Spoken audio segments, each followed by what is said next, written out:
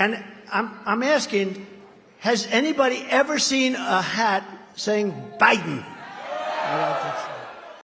Hey there, guys. Welcome to the channel. So something big is going down in Atlanta. District Attorney Fanny Willis, she seems to be gearing up to probably indict former President Donald Trump. But before we dive into that, guys, do me a solid. Like, comment, share, subscribe. It means a lot to help our channel keep on growing, and we really do appreciate the support. Now, back to Fanny Willis. So the rumor mill has it that she's eyeing racketeering charges against Donald Trump. And the left, they keep calling him a gangster, and they say he operates like a gangster. So I guess she's going to score some street cred for charging him like one. But nothing's set in stone. But, you know, if I were a betting person, I think that's exactly what she's going to do, and that's what's going to happen. But here's a twist.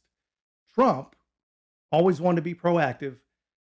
We all know he fired the first shot. You know, he's gone on the offensive with an ad campaign in Willis's territory. And some of the claims in the ads, man, they're pretty questionable. Like this story of her having an affair with a gang member, which has been debunked, by the way, but it's pretty wild stuff. Politics, man. But other parts of the ad, you know, touch on her track record with crime in the area, which is not good. Hasn't been for a very long time. And whether you agree with the ads or you don't agree with the ads, you know, they seem to be getting under her skin. And in response, Willis penned a letter to her team, basically giving them, you know, to be quiet. You know, don't talk to anyone. Don't talk to the press. You know, instructions on the whole situation. And it's kind of amusing to think an ad campaign could have that kind of impact. But, you know, you got to think, you know, is she this formidable as a prosecutor? You know, why let an ad get under your skin if that's the case?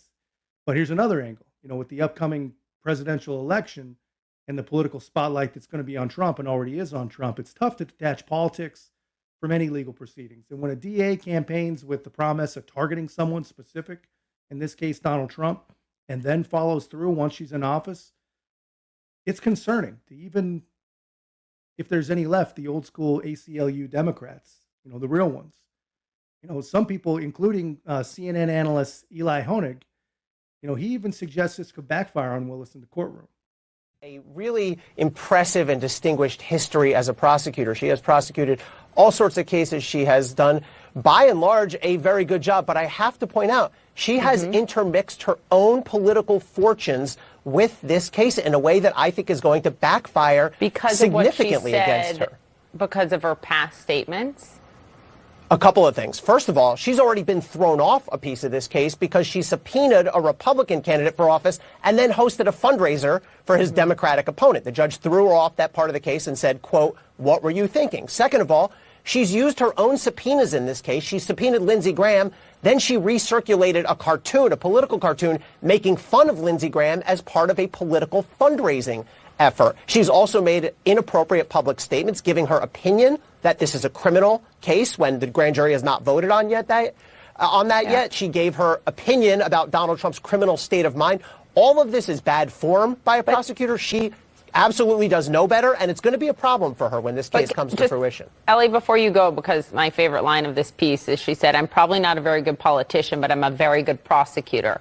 My question to you, would any of that mean legally a problem for her if she brings this forward, or is it just optics? I actually disagree with her. I think she's a better prosecutor than politician.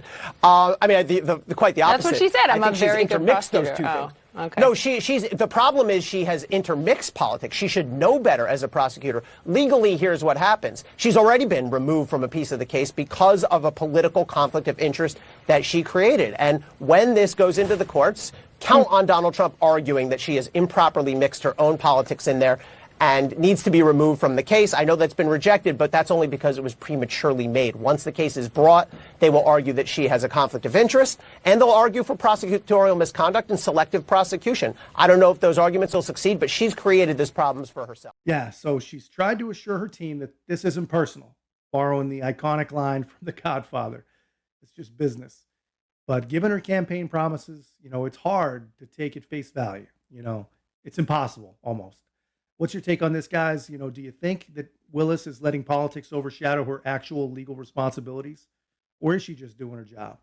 Drop your thoughts in the comments. And guys, again, don't forget to like, subscribe. Most importantly, share the Common Sense Garage. We'll see you in the next one.